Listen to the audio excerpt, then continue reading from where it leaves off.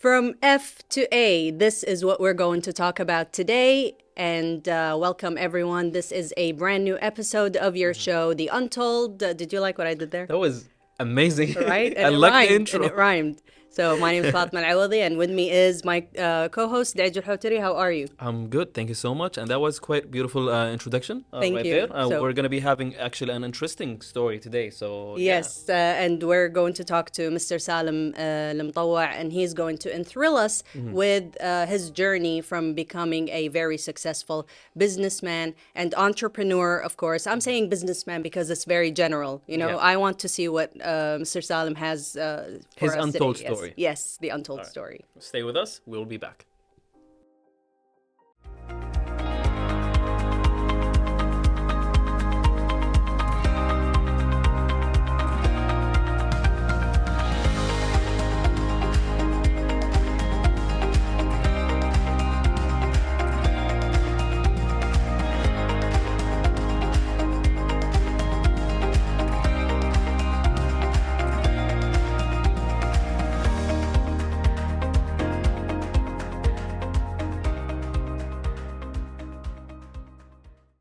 And welcome back, dear viewers. Right now, we are in the studio with Mr. Salem. So, we are so happy to have you here with us. It's my honor that you decided to interview me, so I'm really happy to be here. All right, so let's get started now here. Since you were in the college, you were interested in business. Is it because of, let's say, a specific class or something or experience? What made you interested in business? I wasn't interested in business, to be honest. What I started was I was enrolled into engineering. Okay, I was brought up that either engineering or be a doctor, but I didn't really do well.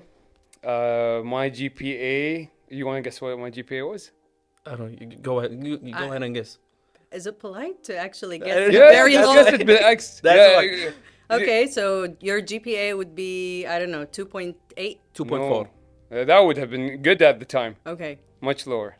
Really? Yeah. So below Now- 2? Now I'm curious. Below one. Yes. Wow. My GPA after 2 years in engineering was 0.69. So no one knew about it. I would just go to university. I was back in the day a gym buff. All I cared about was gym. I would just go for the sake of just going. And I wasn't really interested in studying at all. And every time I would tell anyone that my GPA was 0.69, they're like, oh, for the red Do eye. you even attend? I did attend, but I just finished 4 credits. How? I do not know. I don't even remember that phase. But when people found out what my GPA was, I got the red eye, but in a good way. So usually I'm like, oh, it's like, but like, I then transitioned to CBA because I had no other way. I couldn't get into the classification that I need to in engineering. So the easiest way was to go into business. Went into business. My GPA transitioned from 0.69 to 3.67. So, alhamdulillah, I did really well. I was more interested in operations, but operations as a major came later when I needed to finish. It already took me like 7 years to finish business school. So it's like doctorate, but I'm like, okay, let's took see. your time. Yeah, I took my time, but it went from a good like transition from being all FAs, and then full A's at the end. And even I remember the students started to not like me because I would ruin the curve. Like everyone's getting like 70s, 80s. I'm like always getting the 95, 90. They only liked me in the group presentations because I would do most of the work. Course, yeah. so Pick the me. intelligent. Exactly, yes, yeah. That was impressive. Yeah. Yeah, from F's to A's. yeah. So yeah. the red eye was good in that aspect. Yeah, wow. And also, Mr. Salem, once you started your career, your first job was at a big corporate company. Yes. How did that set you later on for your career? It taught me. Okay, I'll tell you the transition before going to this big job, or this job in this big company, is that I assumed that since my GPA is 3.67, that everyone is going to like beg me to work with them, and that wasn't the case. Actually, I was already married at the time, and it took me 8 months to find a job. So going into this big company, amazing salary, amazing compensation, monthly commissions, insurance. I went for the money and for the name. and they gave me this amazing job title. I'm like, and it has had the word manager in it. Okay. Okay. I made Sounds it. good. 8 months was I worth made it. it. Yeah, exactly. But it wasn't the case. When I actually worked there, I was basically a salesman. Okay. And I was basically a merchandiser. So you see the person who like would take from the stockings and put on the shelves, all that stuff. I wasn't forced to do that, but I did do it to learn and gave me a really new perspective of the hierarchy of work. Politics, a lot of politics, a lot of bribery, unfortunately, and it was against the ethicality that I had at the time and still do. Unfortunately, yeah. Yes, and this is a big corporation with many other sub branches under it. And I couldn't believe it. But I said, okay, let me just finish 1 year. That 1 year took 1.5 years. But I started to change as a person. I started to be more angry, more frustrated, and I was having a kid along the way. I'm like, Alright. I don't want to be that dad that is happy just 1 month in a year when he's on holiday, and just the guy who just worked for the sale and just be unhappy. And I decided to leave with no backup, to be very frank. So you actually switched from actually a company to another one. So what made you do that switch? Is it this purpose? Yes, the unethicality, the bribery. If the day that I said, "Khas, I'm not continuing," was the day when my senior told me that you need to bribe. I'm like, I don't need to do Ouch. anything. You know, you can't force me to do something that against my will. And I left. What was funny that the nature of a salesperson's job does involve this. Okay. But what was weird that the people in the beginning was really difficult because they were used to people who would conduct the bribery aspect of the business. I wouldn't. So it was natural for them. It was natural for Yeah. them. The Going fact on, the that circle. someone, yeah, and the fact that someone would not do that but would sell you what you want in a trustworthy way was really different. That the fact that when I left after a year and a half, a lot of them like they were like hugging me and we're gonna miss you and you were different. I'm like, okay, I did something good here, you know. But I learned patience. I learned the bad side of business that I didn't want to be in. And I guess it created some sort of entrepreneurial spark that I didn't know at the time. It's all about the experience out there. Yeah, it was definitely a harsh experience, but it really built me into the person I am to and made me appreciate the next job that I went into. Okay, so before we get into the next job, sorry, was it difficult trying to do the right thing in an environment that had the wrong ethical or work ethics and the wrong, ideology? How difficult was it? Like, would you feel I have to do this, but I can't? But this is a very good job that pays me. I mean, we have to factor in the salary or the bonuses or the compensations, incentives that you have. So how did you take that decision and what were you telling yourself? It was a difficult decision. It was difficult being there because I was outcast. I wouldn't say bullied, but I was made fun of behind my back in front of me. By my peers, especially the fact like for my nationality that I'm doing this type of job and they're of different nationality. They're like, okay, this guy's just coming here just to work, or he's just trying to show that he can do something where he's not even like they've been there for like nearly a decade, and I would understand their perspective. And this just newbie comes in and he thinks that he can do something, and it was very harsh. They know that you're not supposed to be doing whatever Exactly. they're doing. Exactly. It's like it's not a common job. A salesperson is not a common job for this type of nationality, and it was very different for them. And back then, yes, of course, it Exactly. was very, it's like an outcast. Exactly. Yeah. I was outcasted. Yeah. Definitely, 100%. You And- have the government jobs, you have this job and that job. Why are Exactly. you here? We're busy, we're doing our own thing. That's, Exactly. yeah. And like you can get a better job and do. Why are you just trying to show that what you're not? But I've always been, in my nature, to be a hustler. I've always liked to work. I've always liked the hustle aspect of it. So it didn't break me down, but I knew when enough was enough. And especially as I told you, I had a kid on the way. Yes. So take that decision to leave your job with no backup. It wasn't easy, but It was it was for his difficult. sake. It is very And difficult, I yeah, could imagine. yeah. But it went up to that level, you know, that he could not take it anymore. Yeah. So we heard about strategic planning, right? It's a term, and lots of people know what is it. But can you define it and tell us if you actually applied this term in your field? Okay. Let's take the word planning alone, and then we add the term strategic. All right. Okay. I'm gonna ask you, can you plan? Definitely. Can you plan? Some stuff, yeah. Okay. So that's where the word strategic is an add-on. And plan is basically you planning something that you want to achieve certain goals. Okay. And like I do teach in universities, funny enough, with a GPA of 0.67, 0.69 at one point, but I do teach at universities, and even university students can plan, but it's the quality of planning. So strategy comes with time. So a strategic person is someone who has been in the market, studied it, has attained expertise in which he strategizes the efficient way to plan.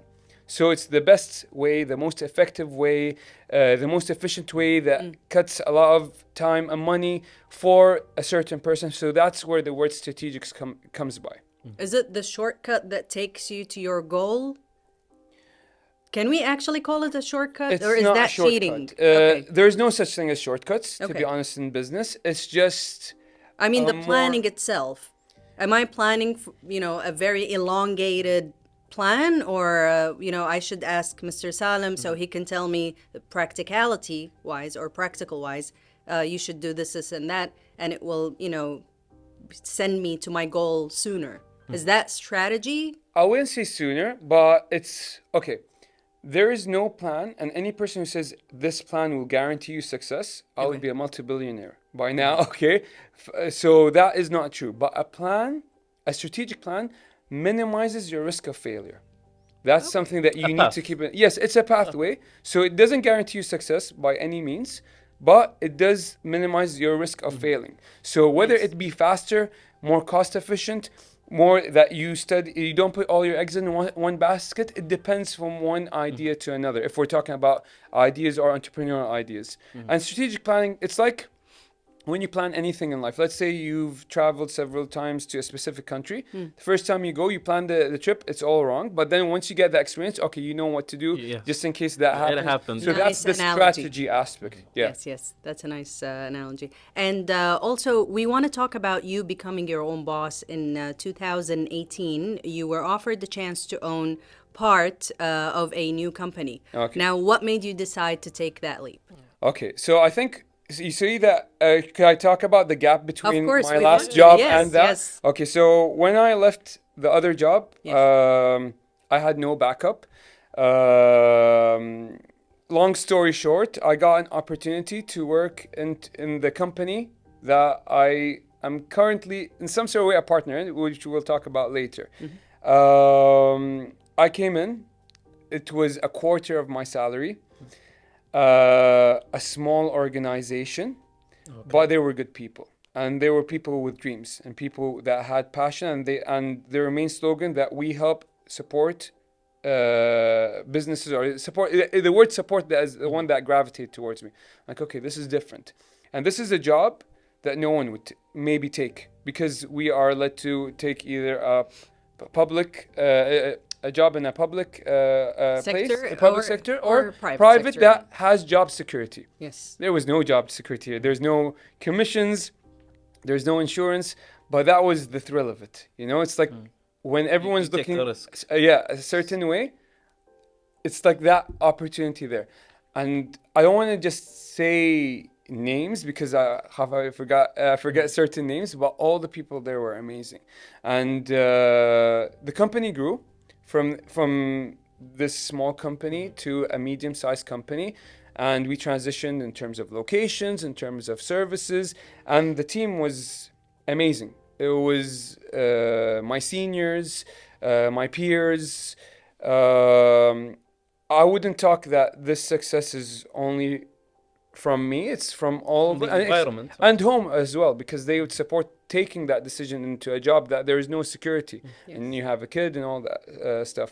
So with the growth of the company back then, we wanted to expand further, and our division was being the cash cow of the company. So what cash cow means is basically the money generator of the business. And we're like, we want to expand further.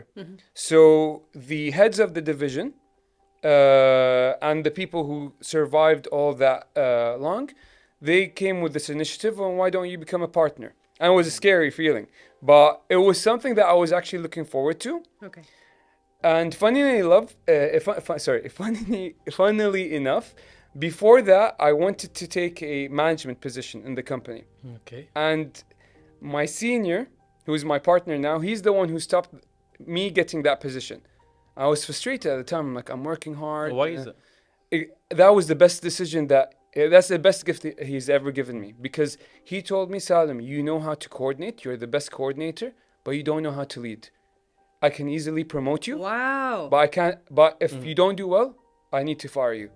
He told Demote you, fire you if you don't have that in you, the Exactly. leadership quality. Exactly. Yes. So he's Which like- is not wrong, which is not bad. Each He one did is it different. for you. he did for me. Yeah. At the time, you know, you're young, you're hot-headed. I'm like, okay, I'm gonna prove him wrong. You know, that was my take. You know, you want a challenge, I'll do it. And I was up to it.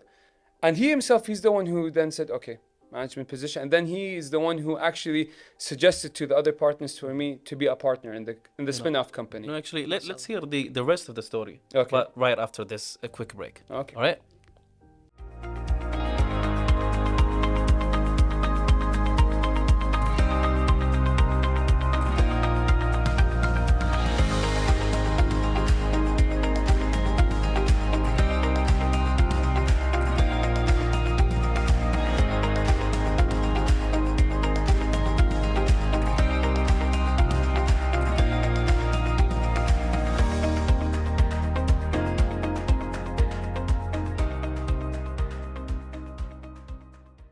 All right, and we are back from the break, dear viewers, and with Salem. So you mentioned earlier, like before the break, that SME and like small and medium type of business. So can you elaborate and tell us what is an SME for the viewers? Okay. It's SME is an abbreviations for small to medium enterprises. So what's the definition of it? There's different standards and internationally, but in our local market, usually any business that the startup capital or the startup cost of the business is less than $500,000 KD is considered a SME. And usually small enterprises would fall under the 100K mark. Above, or let's say 100K mark. Above that, it will be considered a medium enterprise. All right. Yes. So it's basically a startup business where it's the first time entering the market with a specific concept. Okay.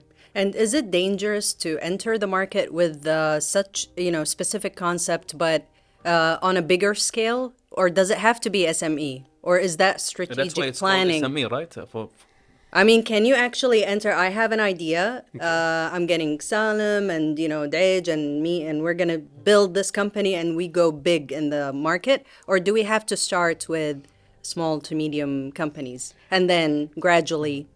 It depends on the idea. I can't say it depends on the idea. And usually the most successful ideas are the simplest ones. If you think of all of the successful stories locally, they're the simplest ideas. Food delivery, Exactly. But they had a big startup capital to start. Yes. Sometimes if you're seeking investment, they would ask for something called an MVP, most valuable product. So it's like Oh, I was going to say most valuable player. Yeah, Going for the basketball. Okay, thank you. Actually, I had an entrepreneur talking to me about a basketball concept. Okay. And I was telling him that he's like, okay, what's MVP for? That's why I was elaborating on it just now. But usually the simplest ideas in the front end, they seem the least expensive to do, but they're actually the most expensive business concept to do. So, okay, let me just ask you. You said if you had an idea, what idea did you ever have? I'm sure you had some sort of business idea in your lifetime. Okay, so I don't know. I'm speaking of experience. So a center to teach languages, but you Okay. know we want different concepts, not the ones that you know are very commercial. And you pay me, I'll make your student, you know, whatever, you know, an expert in English. But to actually have different methods and different approaches to teaching languages. Okay, so you can do it in a bigger scale, depending on how many people you want to accommodate, or you want to start something small. Now, you said something which is what we call in the industry a USP, a unique selling point. That I don't want to be like other commercial businesses. I want to focus maybe on quality, and maybe price would go into that. So it depends on what your operational flow, how you will build it, how what's your facility like, how many people are going to be there, what's your working hours. So it's a strategic step process in which you come to how risky it is and how big of a startup capital you may need. That one, because you know, it's nice to be different than the market, but would it work for people? For example, you know, if you and I would open a restaurant and you would decide to go and grill burgers, right? All right. So many people have burger restaurants now, and everyone eats burgers and they like them. So he went for the safe side and he's generating money. What about me? I want to make machbous with strawberry. And it happened, by the way. Okay. There was Machbous machbous with with strawberry. strawberry. Okay. And That's it, different. it was like, oh, this is a different concept. And, you know, it's gourmand, whatever. And no one liked it because it because- was so different. It was not different to the point where Yeah, people would he accept thought it. outside of the outside box. Yes, not even the box, the whole It's cargo. the whole out- Yes, yeah. So how far can we go in being different, or how can we measure the risk? I know I'm asking you. It's like I'm opening my own company tomorrow. No, I'm it's not- okay because I'm going to ask a Yeah. question the same question Oh, to okay, Angela okay, in a bit, sorry. but I'm just going to like see how look. Try to create a business model, which is the hardest thing to do, that is scalable and sustainable. So what does that mean? There's a lot of concepts. Let's say the machbous and strawberry. Okay, it could create a lot of hype, but that's what it will create: hype, Trend. a trend, That's and this That's trend. trend will die out. Yeah, it will fade away with time. Exactly. So you see a lot of concepts, and I'm sure that you're like, oh, this was so successful in the beginning, but now it ceased to exist because they didn't know how to keep it scalable and sustainable. So there's a lot of factors that would limit that, even especially when it comes into franchising, but that is the hardest part.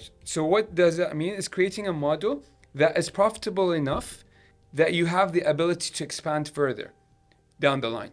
This is the unique selling point, the USP. No, the unique selling point is something that is unique, that is ongoing. Different- oh, it's okay. not just hype. Okay. Okay, so it's just something that will make people consistently come back to you. Wow. Okay, yeah. I want to hear what idea you had at one Well- point to your life. All right, so I actually keep my cars. So whenever I buy a new one, also the bikes, I used to keep them. Okay. So I used to struggle with washing them. So I thought of how about having my own small company of washing cars or bikes at home. Yes. So that was the idea.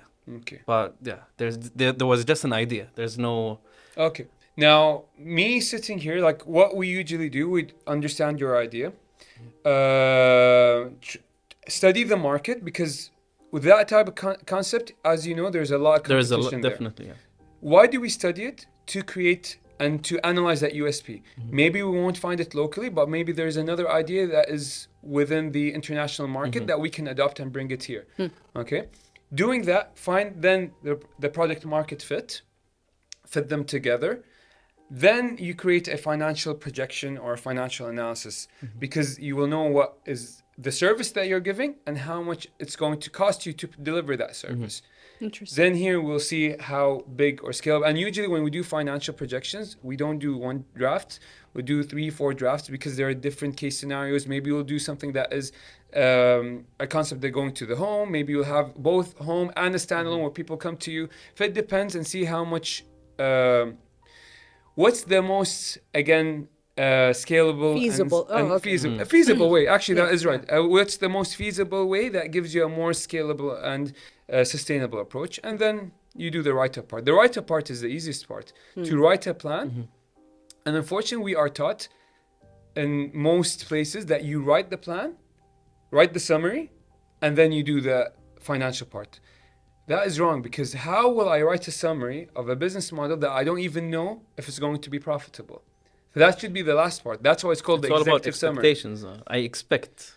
Well, profit. financial projection is an expectation. You can't analyze the future, but you can analyze the current situation in terms of the costing and what's your pricing strategy to get what is your break-even point. A break-even point is basically where you cover up your monthly costs. Yes. Yeah. Well, maybe in the future. Yes. Inshallah, we're here. So you want to go, or Oh, yeah. I was going to ask, since you mentioned competition, what are some of the hardest things small businesses face in Kuwait? The challenges, in your opinion?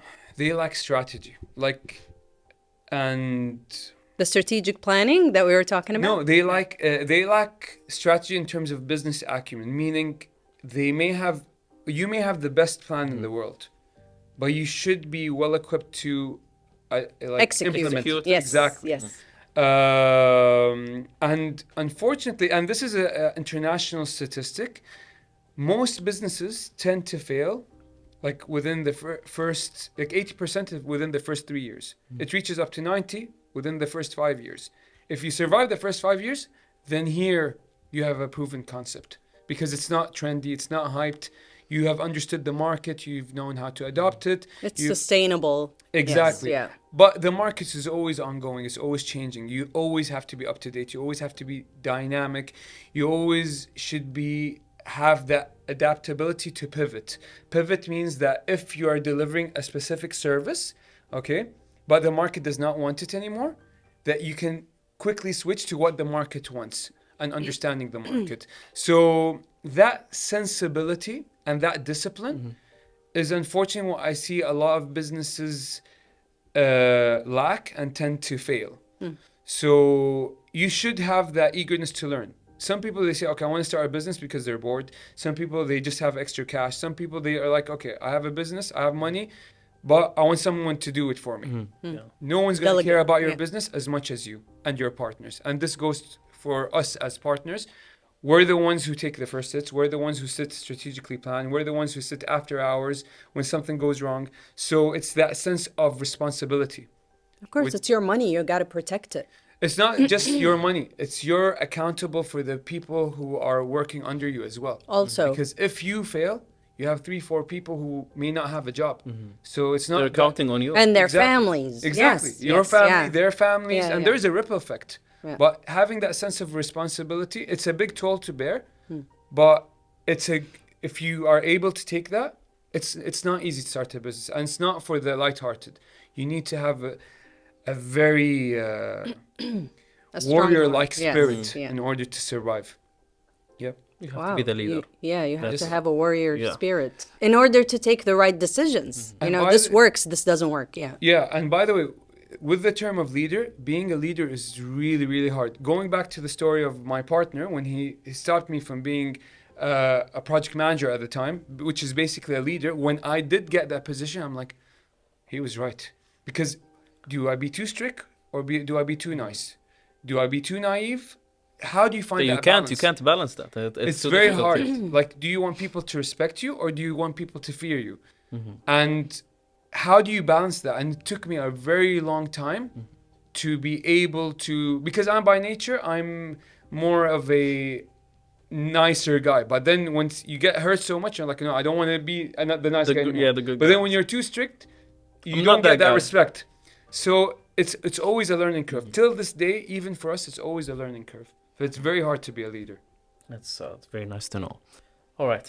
Well, with that said, we almost ran out of time. So basically, I want you, Salem Mutawa, to look at our people here, our viewers, and tell us a quick advice before we finish the episode. Okay, I'm going to That's say fine. the first thing in my head. There? Yeah. Okay. That's your camera over there. Good thoughts, goodwill, good intention. Don't give up on your business dream or any dream. Just keep these three in mind, and there will always be a path. No matter how long it takes, just keep moving forward and don't give up. And there will be a lot of people who will stop you, even the people who love you, because there is that fear perspective. But if you believe in it, just keep moving forward. Don't let anyone stop because you have good intentions. And yeah, always have good people around you, because I wouldn't be here doing this interview without the amazing people. Like, I'm an accumulation of all the amazing people that I've known, from my partners, from my family. They're the ones who brought me here. Yeah, that was very nice. That Shout was out to very them. nice. Yes. All right. Thank All you right. very much, Mr. Salem Al-Mutawa. You've really given us a lot of information, and you've answered all our questions. And even though we're not experts as you are, but we understood the concepts that you were talking about. So thank you very much for your time Thank you. today. Thank you. It's my honor, really. Thank you. Thank you. And now, don't go away, dear viewers, because we will take a quick break and then we will wrap the episode.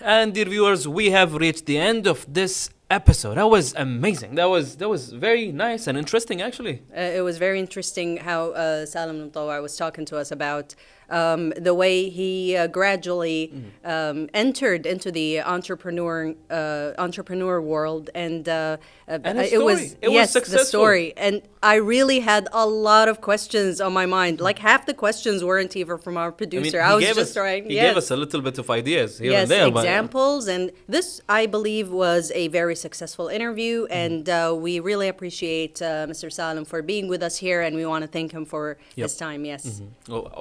Obviously, we hope that you, dear viewers, enjoyed it as well. And yes, that's it. So stay safe, and hopefully we get to see you again in the next one.